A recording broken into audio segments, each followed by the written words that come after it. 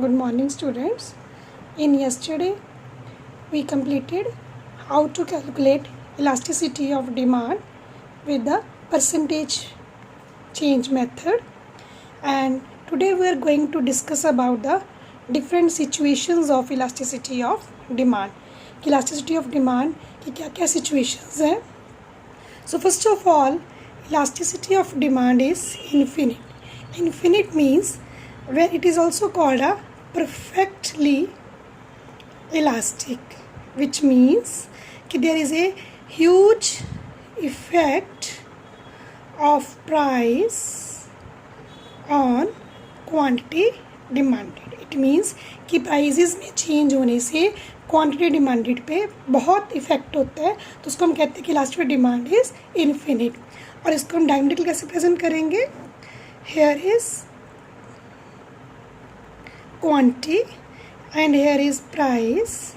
It means at this price level quantity demand, this is a demand curve, quantity demanded may be here Q1, maybe Q2, maybe Q3. It means कि when there is a slightest change in price, यहाँ से prices थोड़े से भी increase हुए तो quantity demanded हमारी क्या हो सकती है? ज़ीरो भी हो सकती है. और अगर प्राइजेस बहुत ज़्यादा फॉल हुए तो हमारी क्वांटिटी डिमांडेड क्या हो सकती है? एक्सेस में इंक्रीज भी हो सकती है. तो इसको हम क्या कहते हैं? Elasticity of demand is equal to infinite. It is horizontal line parallel to O axis and it is also called a perfectly elastic. ये आपको 1 मार्क में क्वेश्चंस आ सकते हैं. मे बी आपको डायग्राम्स बना के पूछ सकते हैं कि ये क्या शो कर रहे हैं, इलास्टिसिटी कितनी शो कर रहे हैं, या आपको इलास्टिसिटी इन्फिनिट में डायग्राम कौन सी शो होती है. किसी तरह ऑप्शन में आपको ये क्वेश्चंस आ सकते हैं. Next is elasticity of demand is equal to zero. Zero means no change. It is also called inelastic. Inelastic means when there is no effect on quantity demanded due to price. कि price का quantity demand पे कोई effect नहीं. It means कि elasticity कोई change नहीं है. Clear? The demand will remain same. here is this is a vertical line parallel to o axis, sorry OY. This is a vertical line parallel to OY. Here is price, here is quantity. This is a demand curve. It means prices is here, the quantity demanded remains same. And if prices increase, then quantity demanded remains same. Prices more increase, quantity demanded remains same. It means prices increase or maybe decrease, the demand remains same. It means elasticity of demand is equal to zero. No change in elasticity of demand. Third, we have situation. There is a elasticity of demand is equal to 1. That means in which proportion the prices increase or maybe decrease, in same proportion quantity will increase or decrease. For example, prices decrease from P to P1. आज जब हमारे prices decrease होते हैं तो वो downward आएंगे, decrease. And अब अगर प्राइजेस डिक्रीज होते हैं तो क्वांटिटी हमारी क्या होती है? इंक्रीज होती है. इट मीन्स जितने प्रपोर्शन से हमारे प्राइजेस डिक्रीज होंगे उतने प्रपोर्शन से हमारी क्वांटिटी क्या होएगी? इंक्रीज होएगी. It means curve is like this. It is also called a rectangular hyperbola. This is a demand curve और इसको हम मेजर करते हैं टोटल एक्सपेंडिचर से. How? For example price, initially price हमारे क्या थे? 4. हमने क्वांटिटी डिमांडेड क्या 5. टोटल एक्सपेंडिचर हमारे कितने हो गए? P into Q. प्राइस को क्वांटिटी से मल्टीप्लाई करेंगे, that means 20. If prices increase from P4 to 5, quantity decrease from 5 to 4। Naturally जब प्राइजेस इंक्रीज होंगे तो डिमांड हमारी क्या होगी, decrease, reduce. Now total expenditure remain same. It means कि जितने प्रोपोर्शनेट से हमारी प्राइजेस इंक्रीज हुए हैं उतने ही प्रोपोर्शनेट से हमारी क्वांटिटी क्या हुई है, डिक्रीज हुई है, और टोटल एक्सपेंडिचर पे हमारे क्या हुआ है, no effect. And here the rectangular hyperbola, it means there is a same ratio there is a fall in price and increase in the quantity demanded, and it is also called a elasticity of demand is equal to 1 or a unitary elastic. Clear बच्चे? Next we having two more situations, ये आपकी book में given नहीं है, that is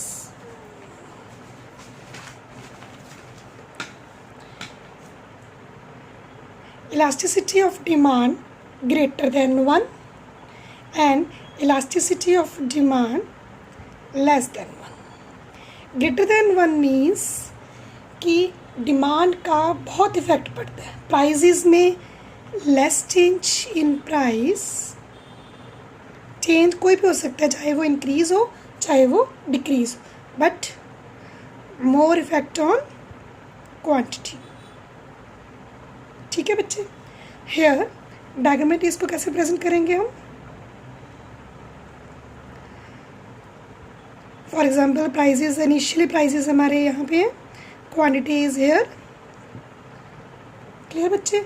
and when there is a slightest fall in price, थोड़े से prices हमने reduce किए and there is a more change in quantity demanded. Means अभी ये हमारी जो कर्व है वो क्या होएगी, फ्लैट। लास्ट डिमांड कर्व क्या होएगी, फ्लैट। इट मीन्स कि less change in price but more effect on the quantity demanded. It means elasticity is a greater than 1. And next we having if elasticity is less than 1 then it means more change in price but less change in quantity. Clear? For example, initial prices हमारे here P, demand हमारी इतनी. Clear बच्चे? Slightest increase in the prices, थोड़े से prices increase हुए but quantity demanded हमारी बहुत reduce हो गई. Clear? Slightest increase in price and quantity demanded is more reduce. It means elasticity of demand is less than 1. और इसको वाइस वर्सा भी शो कर सकते हो कि more fall in price and less, more fall in price and less increase in demand. Clear बच्चे? And these are the 5 situations. Next we are having a very important topic in your book, that is factors affecting price elasticity of demand. That is the most important topic and you have learn all the factors कि कौन कौन से factors होते हैं जो कि elasticity of price, elasticity demand को effect करते हैं. Clear? First of all nature of commodity. Nature of commodity, mainly commodities nature हमारी एक तो नेसेसिटीज़ होती हैं लाइफ की और एक होती है लग्जरीज. अगर हमारी प्रोडक्ट क्या है, नेसेसिटी है हमारी लाइफ का कि हम उसके बिना हमारा मुश्किल है, डेली रूटीन्स की गुड्स कह लो या हमें नेसेसिटी है कि बेसिक नीड्स हैं हमारी, उसके बिना हम नहीं रह सकते. इट मीन्स उनका जो है वो इफ़ेक्ट क्या होएगा, प्राइस का डिमांड पे कम होएगा, तो वो क्या होएगी, लेस इलास्टिक और इन इलास्टिक. जरा से कुकिंग ऑयल के प्राइसेस हाई हो जाएंगे या सॉल्ट के प्राइसेस हाई हो जाएंगे तो हम ये नहीं कि उसकी कंजम्पशन कम कर देंगे क्योंकि वो हमारी क्या है, बेसिक नीड्स है. और लग्जरीज गुड्स जैसे कि कार, लग्जरीज कार्स होगी, डायमंड्स हो गए, ज्वेलरीज होगी, ये लग्जरीज आइटम्स हैं. अगर इनके प्राइसेस इंक्रीज़ होते हैं तो डिमांड पे बहुत इफ़ेक्ट होता है. ठीक है? तो अगर हमारी कमोडिटी लग्जरीज नेचर की है तो वो क्या होएगी, मोर इलास्टिक. प्राइजेस का डिमांड पे बहुत इफेक्ट पड़ता है। क्लियर बच्चे? और एक होती है आपकी बुक में गिवन है jointly demanded goods. Jointly demanded goods means जब दो चीज़ों की डिमांड हम इकट्ठी करते हैं, ब्रेड एंड बटर, इनकी इलास्टिसिटी क्या होती है? मॉडरेट। क्लियर? क्योंकि एक के प्राइस दूसरे की डिमांड को इफेक्ट नहीं कर सकते, तो मॉडरेट लिटिल बिट उसमें क्या होता है, ना तो वो इनइलास्टिक होती है ना वो मोर इलास्टिक होती है। मॉडरेट इलास्टिसिटी होती है कि एक के प्राइस दूसरे की डिमांड को समटाइम्स इफेक्ट करते हैं और कई बार नहीं भी करते। क्लियर बच्चे? Next is availability of substitutes. Substitutes हमने पहले पढ़ा था प्रीवियस चैप्टर में। क्या होता है कि जो जिसकी डिमांड जो कमोडिटी को क्या करते हैं, रिप्लेस कर सकते हैं। अगर हम दूसरी कमोडिटी के साथ रिप्लेस कर सकते हैं, फॉर एग्जांपल टी और कॉफ़ी। अगर हमारे प्रोडक्ट का सब्स्टिट्यूट अवेलेबल है, मार्केट में अवेलेबल है, तो उसकी डिमांड क्या होएगी? मोर इलास्टिक होएगी कि लेस इलास्टिक होएगी? प्राइसेस का इफेक्ट डिमांड पे पड़ेगा कि नहीं पड़ेगा? डेफिनेटली पड़ेगा। तो इट मीन्स सब्स्टिट्यूट गुड्स की अगर इजी अवेलेबिलिटी है तो वो क्या होती है? मोर इलास्टिक। क्लियर? और अगर उस चीज़ किसी चीज़ का सब्स्टिट्यूट नहीं है, फॉर एग्जांपल पेट्रोल और डीजल का सब्स्टिट्यूट नहीं है, ठीक है, जितना मर्जी कॉस्टली हो जाए उसकी डिमांड हम करते हैं, इट मीन्स वो क्या हो गया? Less elastic. कि प्राइजेज इंक्रीज हो डिक्रीज हो, डिमांड पे कम इफेक्ट होता है। क्लियर बच्चे? फिर नेक्स्ट है मल्टीपल यूजेस। और जो भी आपके पॉइंट है बच्चे, आपके बुक में भी गिवन एग्जांपल्स हैं, मैं भी एग्जांपल्स आपके साथ एक्सप्लेन कर रही हूँ, तो आपने इसको ऐसे ही प्रिपेयर करना है with example. Next is multiple uses. Multiple uses क्या होता है? Different uses. जब एक ही प्रोडक्ट के डिफरेंट यूजेस हो, like milk and electricity. Milk और इलेक्ट्रिसिटी, मिल्क फॉर एग्जांपल जिस प्रोडक्ट के डिफरेंट कमोडिटी के डिफरेंट यूजेस होते हैं, उसके डिमांड का प्राइस का बहुत इफेक्ट पड़ता है डिमांड पे। ज़रा से प्राइसेस में इंक्रीज़ और डिक्रीज़ होएगा तो डिमांड पे भी यहाँ बहुत इफेक्ट पड़ता है। It means if goods of different uses that is more elastic. For example milk, अगर मिल्क के प्राइसेस बहुत ज़्यादा कम हो गए, क्लियर, तो हम उसकी और डिमांड करनी शुरू कर देंगे। हम कहेंगे चलो जी आज मिल्क कम मिल रहा है, कम प्राइसेस में मिल रहा है, चलो उसका कर्ड बना लेते हैं, घर में आइसक्रीम बना लेंगे, खीर बना लेते हैं, पनीर बना लेंगे। तो डिफरेंट यूजेस हैं। क्लियर? डिमांड इंक्रीज़ होगी, इट मीन्स मोर इलास्टिक के प्राइस का बहुत इफेक्ट पड़ रहा है। अगर मिल्क के प्राइसेस बहुत इंक्रीज़ हो जाएंगे तो हम डिफरेंट यूजेस उसके रिड्यूस कर देंगे, हम सिर्फ उसका जो ड्रिंकिंग पर्पसेस है उसी के लिए उसको यूज़ करेंगे। इट मीन्स कि जिस प्रोडक्ट के जिस कमोडिटी के डिफरेंट यूजेस होते हैं उसकी इलास्टिसिटी ऑफ डिमांड क्या होती है? मोर होती है। सिमिलरली इलेक्ट्रिसिटी भी एक सेम एग्जांपल है। इलेक्ट्रिसिटी में मल्टीपल यूजेस हैं। अगर प्राइसेस इंक्रीज़ हो गए हैं तो हम उसका रिस्ट्रिक्टेड यूज़ कर देंगे। क्लियर?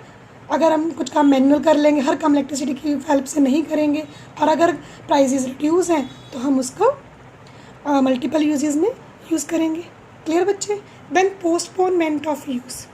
पोस्टपोनमेंट क्या होता है? पोस्टपोन मतलब अपनी कमोडिटी की नीड को पोस्टपोन अगर हम कर सकते हैं तो वो क्या होएगा? मोर इलास्टिक। फॉर एग्जांपल गोल्ड हमें पता है कि बहुत प्राइस, हमें कोई इतनी नेसेसिटी नहीं है, ना हमारे पास इतनी सरप्लस मनी है कि हम उसको इन्वेस्ट कर सकें या कुछ भी है, तो हमने गोल्ड लेना। हमने देखा कि रेट गोल्ड का बहुत इंक्रीज़ हो गया, तो क्या हम गोल्ड को पोस्टपोन कर सकते हैं उसका यूज़? इट मीन्स जिस कमोडिटी के यूजेस को हम पोस्टपोन कर सकते हैं for future, then that is more elastic, कि उसका प्राइस के ऊपर बहुत इफेक्ट पड़ रहा है। ठीक? और अगर हमारे घर में मैरिज है तो हमें गोल्ड की ज़रूरत है तो उसको हम पोस्टपोन नहीं कर सकते, तो वो क्या होएगा? Less elastic. क्योंकि अगर किसी भी रेट पे हमें मिल रहा है तो अगर उसका यूज़ हम नहीं पोस्टपोन कर सकते तो वो मोर इलास्टिक है। अगर उस कमोडिटी का हम यूज़ पोस्टपोन कर सकते हैं तो वो क्या होएगा? मोर इलास्टिक। अगर हम पोस्टपोन नहीं कर सकते तो वो क्या होएगा? Less elastic. क्लियर बच्चे? Next, income level of buyers. सबसे ज़्यादा इफ़ेक्ट करता है कि बायर की इनकम लेवल क्या है।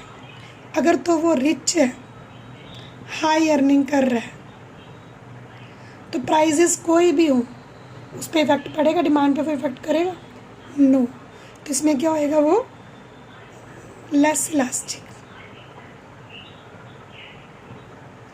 और अगर इफ़ मिडिल क्लास पीपल और पुअर पीपल, उनके ऊपर क्या पड़ता है, प्राइस का बहुत इफ़ेक्ट पड़ता है, क्योंकि उनकी इनकम क्या होती है, लिमिटेड होती है। इसलिए अगर तो बायर जो है, कंज्यूमर क्या है, रिच है, हाई अर्निंग वाला है, तो उसकी डिमांड लेस इलास्टिक, प्राइस का इफ़ेक्ट कम पड़ेगा। और अगर उसकी इनकम वो मिडिल क्लास है, पुअर पीपल है, तो उसकी डिमांड पे मोर इफ़ेक्ट पड़ता है प्राइस का। क्लियर बच्चे? Next, habit of consumer. Habit means habitual. अगर किसी भी प्रोडक्ट के हम हैबिचुअल हो जाते हैं, एडिक्ट हो जाते हैं, तो उसका प्राइस के ऊपर इफ़ेक्ट पड़ेगा, प्राइस का डिमांड के ऊपर इफ़ेक्ट पड़ेगा, कम पड़ेगा, लेस इलास्टिक। अगर हम उस चीज़ के एडिक्टेड हो जाते हैं, फॉर एग्ज़ाम्पल सिगरेट है, फॉर एग्ज़ाम्पल कोई कंज्यूमर है, वो ड्रिंक करने का बहुत क्रेज़ी है, बहुत फॉन्ड ऑफ है, कि उसकी हैबिट बन चुकी है, चाहे जितनी मर्जी कॉस्टली हो, तो उसकी डिमांड पे उसका कोई इफ़ेक्ट नहीं पड़ता। इट मीन्स हैबिचुअल अगर हम किसी कमोडिटी के हो जाते हैं तो वो लेस इलास्टिक होती है। अगर हम अपनी हैबिट को चेंज कर सकते हैं, change in habit, then that is more elastic. तो अगर हम उसके बिना रह सकते हैं, रिलक्टेंट नहीं है उसके यूजेस के लिए, तो हम क्या है, उसकी कमोडिटी क्या हो जाएगी, मोर इलास्टिक। जैसे हम पर्टिकुलर किसी शैम्पू के लिए या किसी टेस्ट के लिए हमें होता है कि हमने यही प्रेफर करना है, चाहे उसकी जितनी मर्जी रेट हो, तो हमें उसको कोई इफेक्ट नहीं पड़ता। It means that is less elastic. और अगर हम रिलक्टेंट नहीं है अपने प्रोडक्ट के लिए, हम उसके एक्चुअल नहीं है, हम चेंज कर सकते हैं, तो वो क्या होता है, मोर इलास्टिक। क्लियर बच्चे? Next, proportion of income spend. Proportion of income spend means कि हमारी इनकम का हम कितना पार्ट स्पेंड कर रहे हैं। For example newspaper,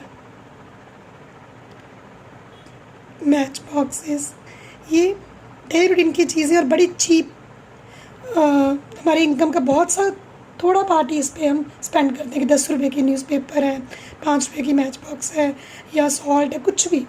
clear? अगर इनके प्राइसेस थोड़े से कम ज़्यादा हो जाएंगे तो हमें ज़्यादा हमारी इनकम पे उसका इफ़ेक्ट नहीं होगा। क्लियर? 10 की न्यूज़पेपर थी, हम 12 की हो गई, तो ये नहीं कि हम पढ़ना छोड़ देंगे, न्यूज़पेपर हम बाय नहीं करेंगे। अगर मैच बॉक्स 5 की थी, 6 की होगी, तो ये नहीं है कि हमारा बहुत इनकम इस पर स्पेंड हो रही है तो हम इसकी डिमांड कम कर देंगे। अगर तो स्मॉल प्रोपोर्शन हमारी इनकम का, small part of your income spend, then that is less elastic. तो प्राइस का हमारी डिमांड पे इतना इफेक्ट नहीं होता। और अगर हमारी इनकम का मेजर पोर्शन के प्राइसेस इंक्रीज़ होते हैं, जैसे खर्चे, फॉर एग्जांपल इलेक्ट्रिसिटी है, इलेक्ट्रिसिटी का बिल हमारे इनकम का मेजर पोर्शन होता है, मेजर एक्सपेंडिचर होता है। अगर इलेक्ट्रिसिटी के चार्जेस बहुत ज़्यादा इंक्रीज़ हो जाते हैं तो हमारा क्या है, इसकी डिमांड क्या हो जाएगी, मोर इलास्टिक। क्लियर? क्योंकि हमारा मैक्सिमम इनकम का जो पोर्शन है वो इसके बिल में जाता है। अगर हम इसको रिड्यूस नहीं करेंगे तो हमारी इनकम पे बहुत इफेक्ट पड़ेगा। क्लियर? और अगर इसके प्राइसेस रिड्यूस हो जाते हैं तो हमारी ज़्यादा सेविंग होएगी। अगर इंक्रीज़ हो जाएंगे, अगर हम उसका यूजेस रिड्यूस नहीं करेंगे तो हमारे एक्सपेंडिचर इंक्रीज़ हो जाएंगे, इनकम रिड्यूस हो जाएगी। It means that is more elastic. Clear बच्चे? Next, price level. Price level means if good is cheap commodity है तो वो लेस इलास्टिक होएगी, कॉस्टली है that is more elastic. Simple है। क्लियर? और अगर टाइम पीरियड क्या होता है बच्चे, time means any change in price, कोई भी प्राइस में चेंज शॉर्ट पीरियड के लिए है,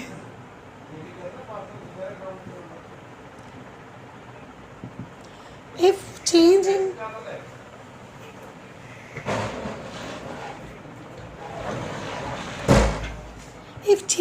price is for short period means for example कोई भी न्यू स्कीम है वो 1 डे के लिए, फॉर एग्जांपल कोई बाइक है या कोई एक्टिवा एजेंसी है वो 1 डे के लिए कोई स्कीम लॉन्च कर रही है, 1 डे के लिए फॉर एग्जांपल वो 5,000 डिस्काउंट दे रही है। अब अगर डिस्काउंट 5,000 1 डे के लिए, तो ये तो है नहीं कि सबके पास आके 70,000 अरेंज हो, क्योंकि टोटल कॉस्ट उसकी कितनी है 75,000। इट मीन्स अगर change in price short period के लिए तो वो क्या होएगी, लेस इलास्टिक। और अगर वही चेंज 1 ईयर के लिए हो जाएगी, लॉन्ग पीरियड के लिए हो जाएगी, तो मैक्सिमम कंज्यूमर रेंज कर लेंगे तब तक 70,000। इट मीन्स तो वो क्या हो जाएगी, more elastic. So here are some all the factors. आपने सारे ये फैक्टर्स बेटे एग्जाम्पल्स के साथ ही इसको एक्सप्लेन करना है, थॉरली इसको बुक से रीड करना है, और इस चैप्टर में आपने न्यूमेरिकल्स प्रिपेयर करने हैं और फैक्टर्स इफेक्टिंग, और आपके जो है वो situations, and read all the back exercises given in your book, then your this chapter will be over. Clear बच्चे?